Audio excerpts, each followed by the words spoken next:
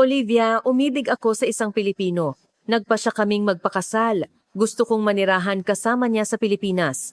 Ito ang mga salitang binitawan ng babaeng isinakripisyo ang lahat para sa kanyang kapatid, si Emily. Nang mawala ng mga magulang si Olivia sa edad na 10, tanging ang 7 taong gulang na nakatatandang kapatid na si Emily na may palayaw na ate sa kanya ang natitira. Isinuko ni Emily ang pangarap niyang magkolehiyo upang magtrabaho at sa sarili niyang mga kamay ay itinayo ang kanilang tahanan para kay Olivia. Ngunit nang sa wakas ay makita ni Olivia ang daan patungo sa kanyang pangarap, inanunsyo naman ni Emily na lilipad siya patungo sa ibang kalangitan. Dahil dito, naputol ang ugnayan ni Olivia at Emily sa loob ng 6 na mahabang taon. Pagkatapos ng 6 na taon, isang balita ang dumating sa kanyang kinasusuklamang bansang Pilipinas na nagbago ng lahat. Ano ang pagbabagong idinulot ng muling pagkikita? Ngayon, pakinggan natin ang kwento ni Olivia. Ako si Olivia. Sa tuwing ibinabahagi ko ang aking kwento sa iba, iba-iba ang kanilang reaksyon. May mga taong taus-pusong humahanga sa aking ate, at mayroon ding kumukumpas ang kilay at nagsasabing, hindi tama yon. Ngayon, sa paggunita, hindi ko pa rin lubos maisip kung paano nalampasan ng aking ate ang mga panahong iyon. Gusto niyo bang malaman kung anong uri ng kwento ito? Hayaan niyo akong simulan sa simula. Ilang sandali matapos ang aking ika-10 kaarawan, isang tahimik na gabi ang tuluyang bumaliktad sa aking buhay. Noong panahong iyon, kami ay naninirahan sa isang maliit na lugar sa Canada na tinatawag na Wind River Town. May maliit na restaurant sina Papa at Mama. Bagaman hindi mayaman, simple at payapa ang aming buhay. Nang gabing iyon, pauwi na sila mula sa trabaho. Nang salakayin sila ng mga magnanakaw, wala silang naibalik. Nang dumating ang balita, niningas ako sa kinatatayuan ko. Blanko ang aking isipan. Sa sumunod na mga araw, umiyak ako hanggang sa maubos ang aking luha. Ang takot at pagkabigla ay nakaukit pa rin sa aking puso tulad ng isang kutsilyo. Nang mawala sina Mama at Papa, tanging ang ate ko, si Emily, na 7 taong mas matanda sa akin at nooy 20 taong gulang ang natitira. Si Emily ay naghahanda na noon para sa pagtatapos ng high school at puno ang kanyang puso ng pangarap na magkolehiyo. Ngunit nang mawala sila, walang pag-aatubiling pinili ako ng ate. Isinara ni Emily ang restaurant na naiwan, isinuko ang pagkakataong makapasok sa universidad at naghanap ng kung ano-anong trabaho para lang masuportahan ako ang kanyang nakababatang kapatid. Tuwing naiisip ko kung gaano kabigat ang pasanin ng ate ko sa ganoong edad, parang may humihigpit sa aking dibdib at isang matinding sakit ang dahan-dahang umaakyat. Olivia, nandito si ate, magtatagumpay tayong dalawa. Ang boses ni ate ay palaging napakalambing. Ang mga salitang iyon ang tanging ilaw na nagpapatuloy sa aking paghinga sa mga pinakamadilim na araw na iyon. Sa simula, bawat araw ay puno ng takot. Madalas akong bangungutin sa gabi at sa araw sa eskwelahan, hindi ako makasama sa mga kaklase. Masyadong mabigat ang pagkawala ng mga magulang ko kaya nagkaroon ako ng natural na pag-iingat sa mga tao sa paligid ko. Sa tuwing nakakakita ako ng estranghero, kusang lumiliit ang aking katawan. Sa ganoong sitwasyon, si Emily ang tanging kanlungan ko. Nakahanap si Emily ng trabaho sa kalapit na supermarket at nagtatrabaho rin bilang waitress sa gabi sa isang restaurant. Sa 2 trabahong iyon, sapat lang ang kita niya para sa upa at pang-araw-araw na gastos. Ganoon kahirap ang kanyang buhay, ngunit hinding-hindi siya nagreklamo sa akin. Sa halip, araw-araw siyang nakangiti sa akin, sinisikap na punan ang puwang na naiwan ni na Mama at Papa. Lumipat kami sa isang maliit na apartment, mas maliit kaysa sa gusali ng restaurant ni na Mama at Papa. Ngunit sa maliit na espasyong iyon, nagsimula ang aming bagong buhay. Pag-uwi ko galing eskwelahan, madalas ako lang ang nag-iisa sa bahay. Si Emily ay umuuwi ng hating gabi na. Gayunpaman, tuwing umaga inihahanda na ni ate ang aking almusal. Minsan, may maliit na papel sa pintuan ng refrigerator, magiging masaya ka rin ngayon. Sa gabi, igagawa ka ni ate ng paborito mong spaghetti.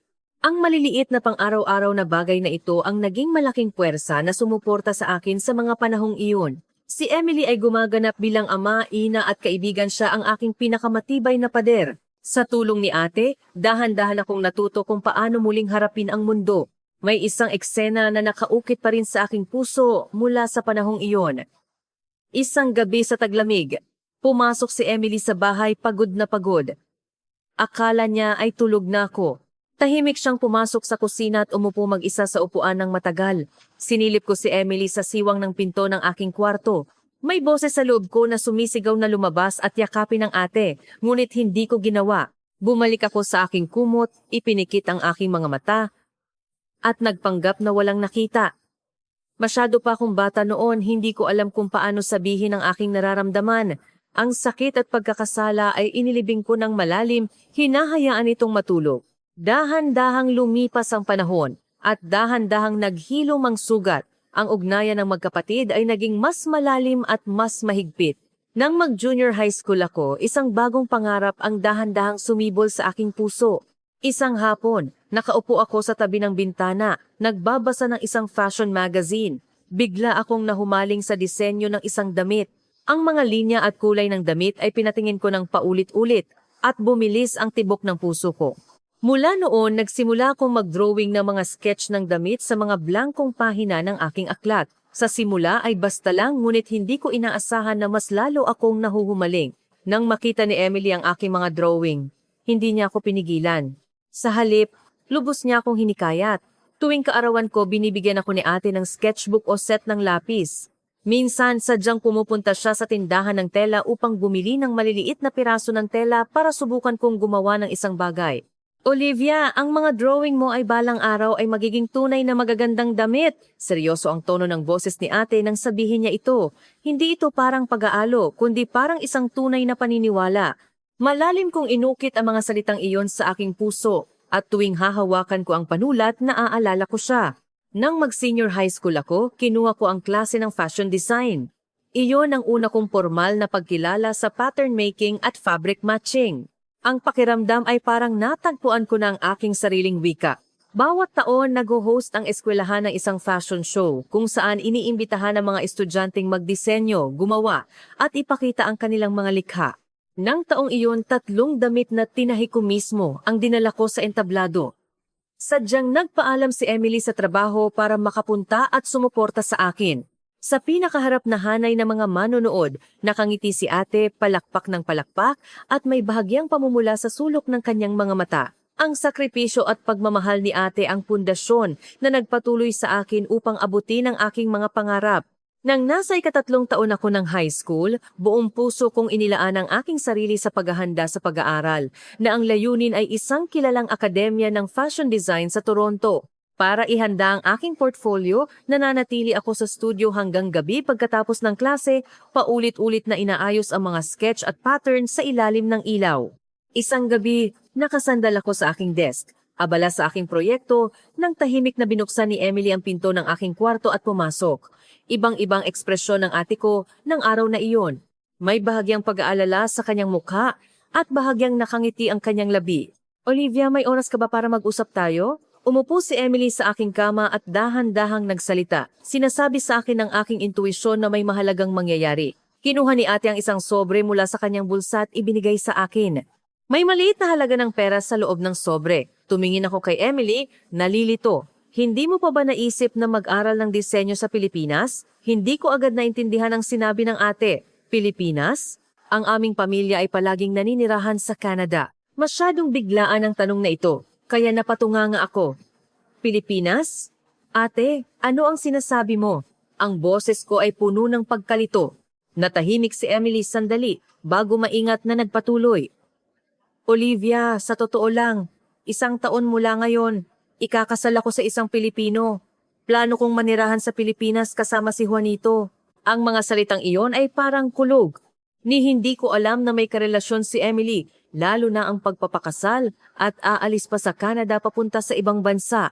Parang biglang bumukas ang dibdib ko, may bagay na kumakawala. Isang bagyo ang humagupit sa aking isipan. Ano ang ibig sabihin nito? Ate, hindi mo naman sinabi sa akin. Sino siya? Paano kayo nagkakilala? Gaano na kayo katagal? Kusang tumaas ang aking boses. Huminga ng malalim si Emily at nagsimulang kalmadong magpaliwanag. 1 taon na ang nakalilipas. Lumahok si Emily sa isang proyekto sa trabaho at nakilala si Juanito na nagmula sa Pilipinas. Si Juanito ay nagtatrabaho sa isang kumpanya ng information technology sa Manila at ilang beses nang nagpunta sa Canada para sa mga business trip. Sa panahong iyon, dahan-dahan silang nagkalapit at sa huli ay nagpasya silang magsama habang buhay. Pupunta na ako sa Pilipinas, Olivia. Sana ay sumama ka sa akin. Ang mga salita ni ate ay parang pagtataksil sa aking pandinig. Sa loob ng maraming taon, isinakripisyo ni Emily ang lahat para sa akin. At ngayon, iiwan niya ako ng mag-isa para sa isang lalaking hindi ko pa naririnig. Mabilis na dumaloy sa isip ko ang lahat ng taon ng pagdepende ko kay ate, parang mabilis na nag-flash ang mga eksena, ano ang gagawin ko. Kinabukasan, dinala ni Emily si Juanito sa bahay. Si Juanito ay isang magalang at malumanay magsalita. Ngunit tuwing napapatapat ang tingin ko kay Juanito, isa lang ang naiisip ko. Siya ang magdadala ng ate ko palayo. Habang kumakain, kusang ibinahagi ni Juanito ang tungkol sa mga design school sa Pilipinas, sinabing may isang mahusay na programa ng fashion design sa Maynila at mas maraming pagkakataon doon kaysa sa North America. Malinaw na sinabi na ito ni Emily kay Juanito ng maaga. Nagpasya na akong mag-aral ng disenyo sa Toronto. Napili ko na ang eskwelahan at malapit na ring matapos ang aking portfolio. Maikli at malamig ang aking sagot. Agad na nanlamig ang hangin sa pagkainan. Isang bakas ng pagkadismaya ang sumilay sa mukha ni Emily. Mula ng araw na iyon, isang hindi nakikitang pader ang namuo sa pagitan namin. Sa tuwing babanggitin ni Emily ang Pilipinas, isinasara ko ang aking mga tenga. Ang dati naming mainit na tahanan ay naging 2 tao na naninirahan sa ilalim ng isang bubong, ngunit sa magkaibang mundo. Nang maglaon, isa-isang natapos ang mga plano. Nakatanggap ako na admission sa Toronto Design Academy at tinukoy ni Emily ang petsa ng kanyang paglipat sa Pilipinas pagkalipas ng 6 na buwan. Unti-unti kaming nagkahiwalay ng landas. Sa huling ilang buwan, lubos na sinikap ni ate na turuan ako ng lahat ng kailangan upang mabuhay ng mag-isa, mula sa pagluluto hanggang sa paghawak ng mga bills at pagharap sa mga emergency. Ngunit puno ako ng galit at pagkadismaya, ayaw kong kilalanin ang pagsisikap ni Emily. Olivia, ang pag-alis ko ay hindi nangangahulugang iniiwan kita. Maaari kang makipag-ugnayan anumang oras. Kung kailangan mo ako, darating ako kaagad. Alam ko sa puso ko na totoo ang sinabi ni ate. Ngunit noong panahong iyon, kumapit lang ako sa kaisipang, aalis ka. Iiwan mo ako ng mag-isa at hinarangan ko ang lahat. Siguro dahil masyado akong umasa kay Emily, ang takot sa pag-alis niya ay mas malalim kaysa sa ipinapakita ko. Ngunit ayaw kong aminin ang takot na iyon, kaya't ginawa ko itong galit. Kinaumagahan ng pag-alis ni Emily, sinadya kong lumabas ng mas maaga kaysa sa dati. Hindi ako nagpaalam at hindi ako lumingon. Bago ako umalis, nag-iwan ako ng isang papel sa refrigerator. Magandang biyahe, magiging maayos ako rito. Ang 2 linya ng salita ay napakalamig, parang isinulat ng isang estranghero. Ngunit sa likod ng papel, may mga salitang hindi ko masabi. Mamimiss kita. Hindi ko alam kung paano ako mabubuhay nang wala ka. Bakit ka aalis? Hindi ko maisulat ang mga salitang iyon, at ganoon ko inihatid si Emily. Matapos pumunta si Emily sa Pilipinas, araw-araw siyang nagpapadala ng mensahe. Sa simula, ang mga ito ay tungkol sa kanyang pag-adapt sa buhay sa Pilipinas at pagkatapos ay naging balita tungkol sa paghahanda sa kasal. Nagpadala si Emily ng mga larawan ng mga kalye sa Maynila at inanyayahan ako na bisitahin siya. Sinabing kailangan kong pumunta, ni minsan ay hindi ako sumagot. Binabasa ko ang mga mensahe ngunit hindi ako sumasagot. Paminsan-minsan, binubuksan ko ang keyboard at nagsisimulang mag-type, ngunit bago ko maipadala, binubura ko ang buong mensahe. Kaya ko ring mabuhay ng maayos nang wala ka. Mahina kong sinasabi, parang isang spell na sinasabi ko sa sarili ko. Ito ay pagtatampo kay Emily, at isang pangako sa sarili ko, at ganoon ko sinimula ng aking sariling landas. Sa panahong iyon, totoong malungkot ako. Ngunit totoo rin ang isang uri ng pagmamatigas. Sinabi ko sa sarili ko na basta't hindi ako lumingon, panalo ako. Noong panahong iyon, hindi ko pa naiintindihan na may mga distansya na hindi kayang paikliin sa hindi paglingon. Ang buhay kolehiyo sa Toronto ay mas malungkot kaysa sa inaasahan ko. May roommate ako, ngunit hindi kami kailanman nagkaroon ng malalim na pag-uusap.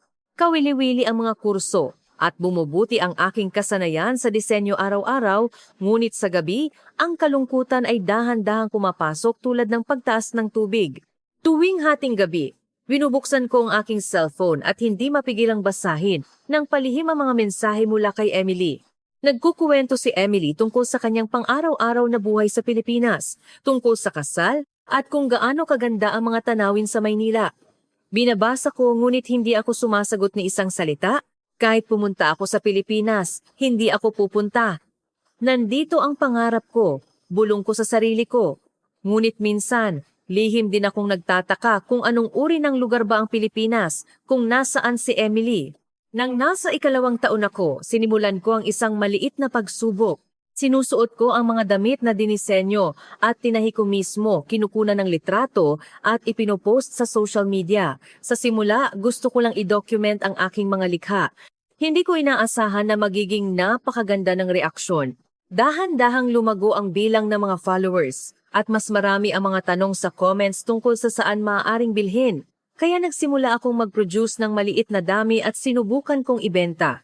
Pag-aaral, part-time job, at 3 bagay na ito ang sabay-sabay kong ginagawa. Araw-araw, abala ako mula sa paggising hanggang sa pagtulog. Ngunit ang kagalakan ng pagbebenta ng mga damit na ginawa ko mismo ay sulit ang lahat ng pagod.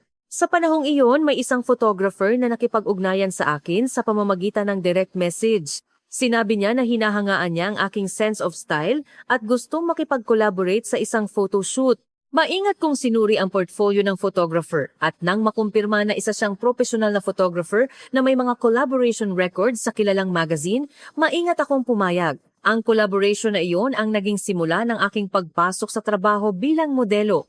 Available ka ba ngayong weekend? Ang bagong koleksyon, bagay na bagay ang iyong aura. Naging mas madalas ang ganitong uri ng mensahe. Mabilis na napalitan ng pamilyar ang pagiging estranghero sa harap ng kamera. Hindi ko inakala na tatahakin ko ang landas na ito, ngunit ang trabahong ito ay nagbigay sa akin ng pagkakataong makipag-ugnayan sa iba't ibang brand ng damit at makilala ang iba't ibang tao sa fashion circle. Para sa isang designer, ito ay isang napakahalagang nutrisyon. Nang nasa 3 taon ako, umabot na sa higit 10,000 ang bilang ng aking social media followers. Patuloy din akong nagtatrabaho bilang modelo at naimbitahan pa nga akong lumahok sa ilang campaign ng brand. Olivia, paano mo nagagawa ang lahat ng napakahusay? Nag-aaral ka, nagdidisenyo, at nagmo-model pa? Tanong sa akin ng isang kaibigan. Ngumiti lang ako at sumagot, ngunit sa totoo lang, ang pagiging abala na iyon ang paraan ko upang punan ang puwang sa aking puso. Matapos umalis si Emily, nagkaroon ng hindi maipaliwanag na pakiramdam ng kawalan sa aking puso. Upang hindi maramdaman ang kawalang iyon, pinuno ko ng mga gawain ang bawat minuto. Tuwing hating gabi, binabasa ko ang mga mensahe ni Emily. Araw-araw, nagpapadala si Emily ng mga updates tungkol sa Pilipinas. Sa simula, ito ay tungkol sa kanyang pag-adapt sa buhay, pagkatapos ay tungkol sa paghahanda sa kasal, at pagkatapos ay tungkol sa pagtatayo ng bagong tahanan kasama si Juanito at paghahanap ng bahay. Lahat ay sinasabi niya. Lahat ay binabahagi niya. Parang ako ay kapatid pa rin niya na nasa tabi niya. Bawat basa ko, kalahati na ang natip akong sagot, ngunit sa huli ay binubura ko lahat. Sa exhibition noong graduation, isang may-ari ng butik ang nagustuhan ang aking mga likha at nagmungkahi na ipasok ang aking mga disenyo sa kanyang tindahan sa maliit na dami. Nang gabing iyon, matindi ang pagnanais kong ibahagi ang balitang ito kay Emily. Kinuha ko ang aking cellphone, nag-type, binura, nag-type ulit, binura ulit. Ate, ang aking mga disenyo ay ibebenta na sa tindahan. Alam kong matutuwa ka kapag narinig mo ito.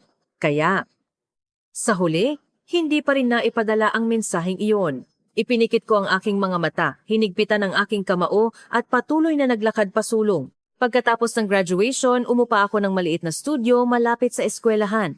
Nagtatrabaho ako bilang assistant sa butik sa araw at sa gabi ay patuloy na pinapalago ang sarili kong brand, ang Liv. Ang pangalang Liv ay mula sa aking pangalan Olivia at nagpapaalala rin sa salitang mabuhay. Ang kahulugan na gusto kong ilagay sa pangalang ito ay ang mabuhay ng mag-isa, nang walang umaasa sa sinuman. Ito ang sinasabi ko sa sarili ko, at ganoon pa ang lumipas ang 5 taon. Dahan-dahang nakabuo ang Liv ng sarili nitong grupo ng mga loyal na taga-suporta. Nagsimulang umandar ang online store at kumalat sa mga fashion blog. Dahan-dahang dumami ang mga order. Minsan, hindi ko na kinaya ang mag-isa, ngunit tuwing nalalampasan ko, pakiramdam ko ay mas lalo akong lumalakas. Nagawa ko! Nagawa ko nang wala si Emily. Ang bagay na ito ay napakahalaga sa akin. Isang umaga, binuksan ko ang isang mensahe, ngunit naiiba ito sa dati. Olivia, buntis ako. Maaari ka bang bumisita sa akin bago ako manganak? Ilang maiikling salita, ngunit parang isang bato na bumagsak sa pinakamalalim na bahagi ng aking puso. Buntis si Emily? Isang bagong buhay ang paparating at magiging tita na ako. Buong araw, paulit-ulit kong binasa ang mensaheng iyon, hindi ko alam kung paano sasagutin. Hindi ito pangkaraniwang pagbati o madalas na pagbabahagi. Ito ay isang mahalagang sandali sa buhay. Nang gabing-gabi na, kinuha ko ang aking cellphone at nag-type ng isang linya ng salita. Matagal na nakatigil ang aking daliri sa send button. Sa huli, pinindot ko ito. Congrats! Take care of yourself. Nanginig ang aking daliri. Ito ang una kong sagot sa loob ng 5 taon. Ilang segundo pagkatapos, dumating na ang sagot ni Emily. Olivia, sa wakas! Salamat talaga. Miss na miss kita. Isang maikling mensahe, ngunit ang damdaming nakapaloob doon ay malinaw kong naramdaman. Nagpatuloy ang pag-uusap. Sinabi ni Emily na matindi ang kanyang nararamdaman sa simula ng pagbubuntis. At si Juanito ay sobrang tuwa na parang lumulutang sa paglalakad at gustong-gusto siyang tulungan sa lahat ng bagay. Pagkatapos maingat na nagtanong si Emily, may posibilidad ba na makapunta ka rito bago ako manganak? Gusto kitang makita. Hindi ako agad nakasagot. Ang Pilipinas ay ang bansang tinanggihan ko sa loob ng 6 na taon. Ang pagpunta doon ay hindi lang isang paglalakbay, kundi parang pagtulak ko sa pader na itinayo ko ng may paghihirap sa loob ng 6 na taon. Ngunit sa parehong oras, matindi rin ang pagnanais kong makita ang ate at ang paparating na bagong buhay. Gusto kong personal na bumati. Pagkatapos ng 2 araw na pag-iisip, muli akong nagpadala ng mensahe kay Emily. Kailan ka available? Aayusin ko ang schedule ko. Ganoon ko napagdesisyonan na pumunta sa Pilipinas. Pansamantalang ipinagkatiwala ko ang trabaho sa leave, muling inayos ang aking schedule bilang modelo at kahit ang New York Fashion Week na nakumpirma ko ng dadalo ay pinilit kong kanselahin. Hindi ko kailanman inakala na gagawa ko ng ganoong desisyon, ngunit ang pagbubuntis ni Emily ay napakahalaga.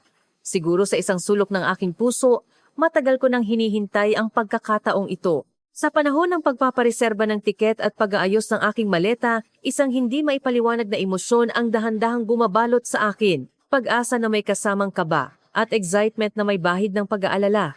Sa loob ng 6 na taon, magkaiba kami ng landas. Ano na kaya si Emily ngayon? Siya pa rin ba ang ate na nasa alaala ko? Isang gabi bago ako umalis, nakaupo ako sa studio, nakatingin sa labas ng bintana at nag-iisip ng matagal. Ang maliit na mundong ito na itinayo ko mismo ay tunay na ipinagmamalaki. Nagawa ko ang lahat ng mag-isa. Ngunit sa panahong ito, palaging may lugar sa aking puso na para kay Emily. Ang mga mensaheng binabasa ko lang at hindi sinasagot, ang mga salitang tinipa ko at binura, ang mga pangungulila na hindi masabi. Ngayon, sa wakas ay oras na upang personal na harapin ang mga ito. Kinaumagahan, sumakay ako sa flight patungong Maynila. Sa bintana, pinanood ko ang skyline ng Toronto na dahan-dahang lumiliit. May bagay sa loob ko na dahan-dahang gumagalaw. Isang bagong simula ang dahan-dahang nagsisimula. Pagkatapos ng halos 14 na oras na paglipad, lumapag ang eroplano sa Ninoy Aquino International Airport na iyak. Nang lumabas ako ng eroplano, bumaha ang kaba mula sa lahat ng direksyon. 6 na taon. 6 na taon nang hindi ko nakita ang ate ko at naghihintay siya sa akin sa labas ng arrival gate.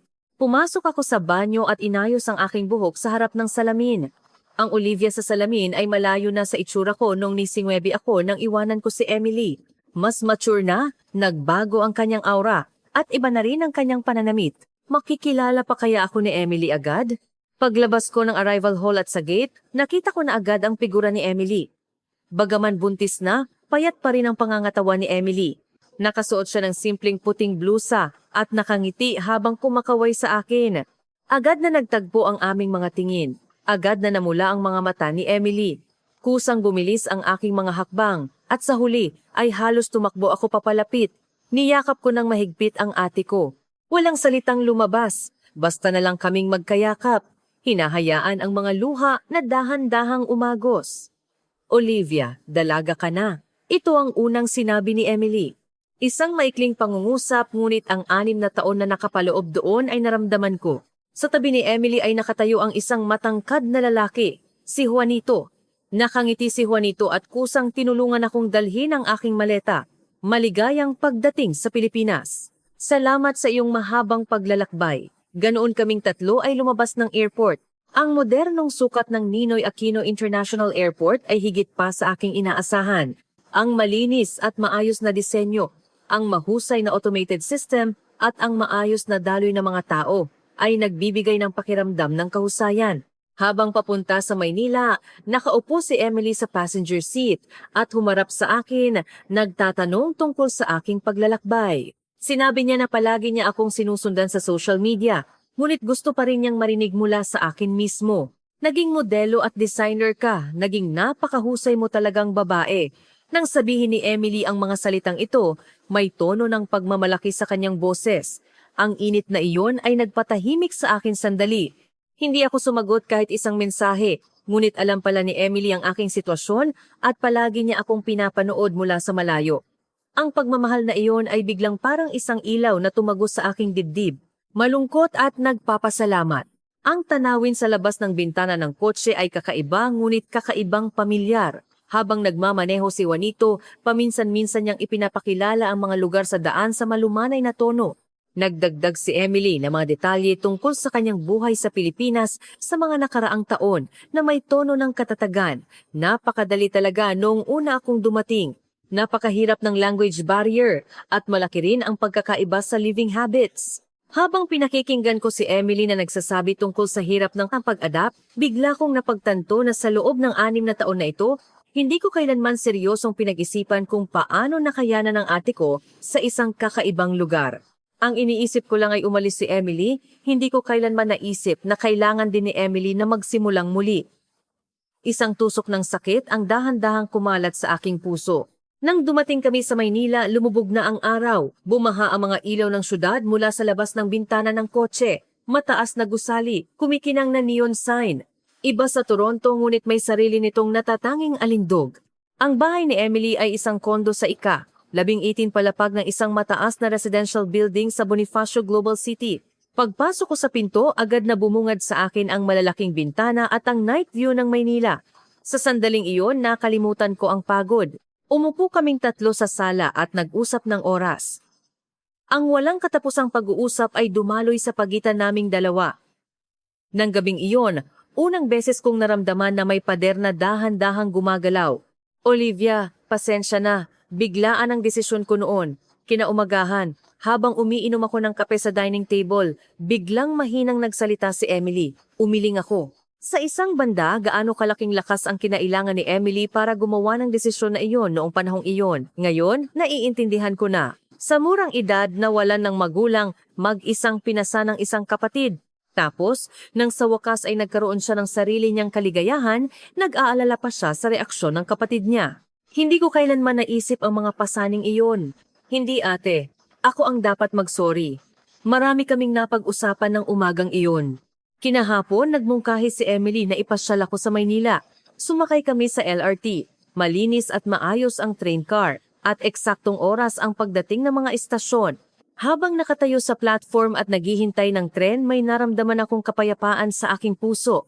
Una kaming nagpunta sa Luneta Park. Ang luntiang mga puno at ang mga taong payapang naglalakad sa parke ay nagpapalimot sa iyo na nasa gitna ka ng isang malaking syudad.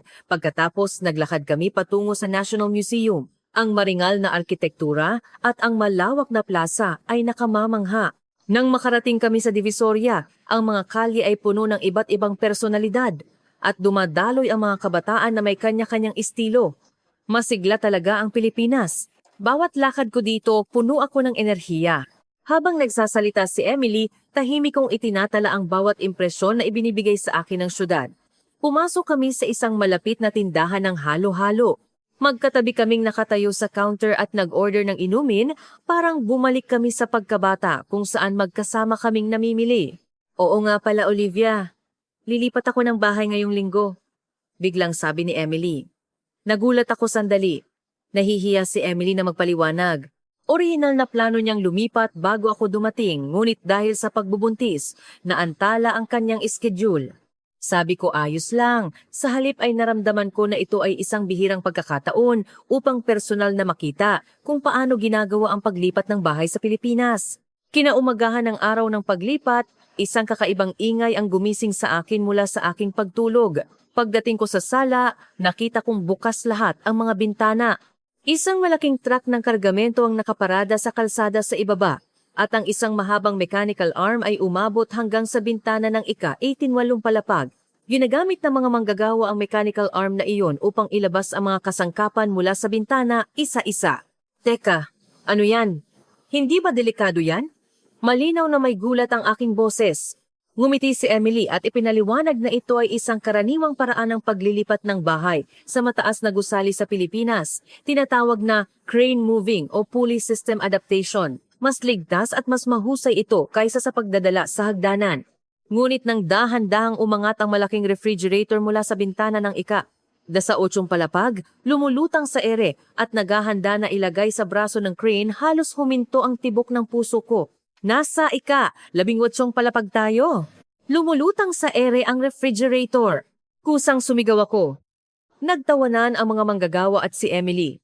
Kalaunan, napagtanto ko na ang mga kilos ng mga manggagawa ay tumpak at bihasa. Mas ligtas ang buong proseso kaysa sa inalala ko. Ang paglipat, na inaakala kong tatagal ng ilang araw, ay natapos lahat sa loob ng isang araw. Ang paglipat sa Pilipinas ay lubos na naiiba sa Canada. Ang bagong bahay ay isang townhouse sa isang tahimik na komunidad sa probinsya ng Laguna na may maliit na bakuran at napapalibutan ng mga puno. Sinabi ni Emily na gusto niyang palakihin ang kanyang anak sa isang kapaligiran na malapit sa kalikasan. Matagal na naghanap si Juanito para sa bahay na ito bago niya nakita ang isang bahay na agad nagustuhan ni Emily. Nang marinig ko ito, bahagyang nagbago ang aking nararamdaman para kay Juanito. Matapos ayusin ng mga manggagawa ng moving company ang lahat ng kasangkapan, umalis sila. Pag-uwi ni Juanito mula sa trabaho, nagdala siya ng ilang bag ng pagkain. Umupo kaming tatlo sa sahig ng sala na hindi pa lubusang naayos, kumakain ng hapunan at nagkukuwentuhan at nagtatawanan. Sa sandaling iyon, may kakaibang init. Pagkatapos kumain, tinawag ako ni Emily sa kwarto at kinuha niya ang isang maliit na lumang kahon mula sa isang tumpok ng hindi pa nabubuksan ng mga karton. Maayos na nakalagay sa loob ng kahon ang mga bagay na ibinigay ko kay Emily noong bata pa ako. Ang manika na tinahi ko mismo, ang una kong sketch ng disenyo noong high school, at ang murang kuwintas na binili ko para kay ate gamit ang aking allowance. Iningatan mo pa rin ang mga ito? Wala akong ibang masabi. Tumango si Emily at mahinang sinabi, "Siyempre, ang mga ito ang aking mga kayamanan. Nang pumunta ako sa Pilipinas, ito ang unang bagay na inimpake ko." Sa sandaling iyon, isang pintuan sa aking puso na matagal nang sarado ang dahan-dahang bumukas. Hindi kailanman ako iniwan ni Emily, basta tinatahak niya ang kanyang sariling landas, at sa landas na iyon, palagi niya akong nasa puso. Noon, hindi ko naiintindihan kung gaano kahirap para sa iyo na sabihin ang mga salitang iyon. Bahagyang bumara ang aking boses. Ngumiti si Emily at walang sinabi, basta't dahan-dahang hinaplos ang aking balikat. Nang gabing iyon, nag-usap kami hanggang hating gabi. Ang mga hindi pagkakaunawaan at ang naipong sakit ay dahan-dahang natunaw sa aming malumanay na pag-uusap. Ang 6 na taong paghihiwalay ay mas mabilis na nawala kaysa sa inaasahan ko. Dahil sa huli, kami ay magkapatid pa rin. Kinaumagahan, dumaan ang sikat ng araw sa mga dahon ng puno at nagkalat sa sahig. Pagdating ko sa kusina, naghahanda na si Emily ng almusal. Tinapay, pritong itlog at ilang maliliit na ulam, isang natatanging kombinasyon ng almusal. Si Juanito ay nagbubuhos ng kape sa tabi, naghahanda para sa kanyang huling pag-aayos bago pumasok sa trabaho. Ang eksenang iyon ay simple ngunit mainit at bigla kong naaalala ang umaga ng maliit na papel sa refrigerator. Matagal na panahon na ang nakalipas. Pagkatapos ng almusal, umupo kami ni Juanito sa maliit na mesa sa bakuran. Sinabi ni Emily na medyo pagod siya at pumasok muna upang magpahinga.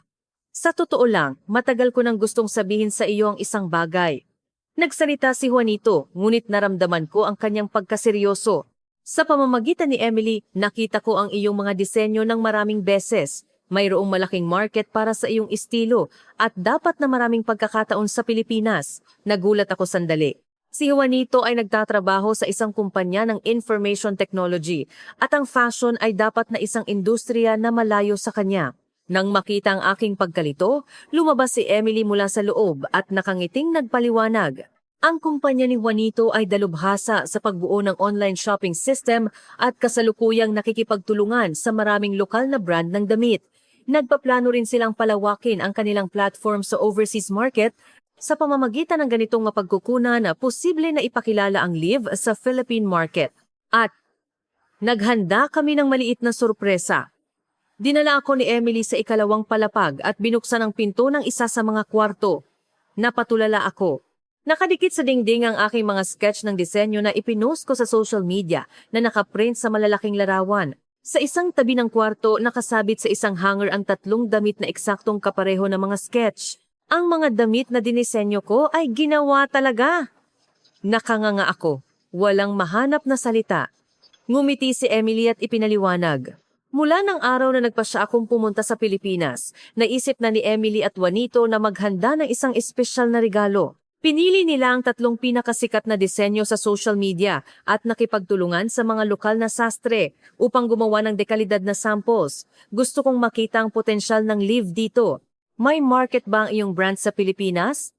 Nang sabihin ni Juanito ang mga salitang ito, medyo sumakit ang aking ilong. 6 na taon nang hindi ako sumasagot sa mga mensahe, ngunit ang 2 taong ito ay ginawa pa rin ito para sa akin. Pumasok ako at tiningnan ng mabuti ang 3 damit. Ang katumpakan ng pattern at ang pagpili ng tela ay higit pa sa aking inaasahan. Kapag gumagawa ako sa Canada, madalas akong nagkukulang sa mga detalyeng ito, ngunit ang natapos sa produkto dito ay halos perpektong nagpakita ng bawat intensyon ng disenyo. Paano nyo nagawa ng napakabilis? Ngumiti si Juanito at sinabing 1 linggo lang ang inabot mula sa kumpirmasyon ng disenyo hanggang sa pagtatapos. Ipinaliwanag niya na ang produksyon ng damit sa Pilipinas ay may matured system. Ang Divisoria Taytay, isang wholesale garment district, ay isang paraiso para sa mga designer. Ang mga tela, factory, lahat ay magkakasama at napakabilis ng proseso. Sa weekend, dadalhin kita sa Divisoria para makita mo. Maiintindihan mo kapag nakapunta ka. Nang weekend na iyon, sinabi ni Emily na medyo masama ang pakiramdam niya at nagpahinga sa bahay. Si Juanito ang nagdala sa akin sa Divisoria. Ang Divisoria ay higit pa sa lahat ng aking imahinasyon. Mga hanay ng tela, iba't ibang uri ng accessories, wholesale dealers, at siksikan na wholesale garment stalls. Para sa isang fashion designer, ang lugar na iyon ay parang isang panaginip. Sa isang tindahan ng tela, hinawakan ko ang iba't ibang uri ng tela. Bawat paghawak ko sa isang espesyal na texture o kulay, automatikong lumalabas sa isip ko ang isang bagong disenyo. Ang mga designer dito, ang order na inilagay nila ngayon, pinakamabilis na makukuha na nila kinabukasan. Ang paliwanag ni Juanito ay hindi ka panipaniwala sa akin. Sa Toronto, ang parehong proseso ay aabuti ng hindi bababa sa 1 buwan.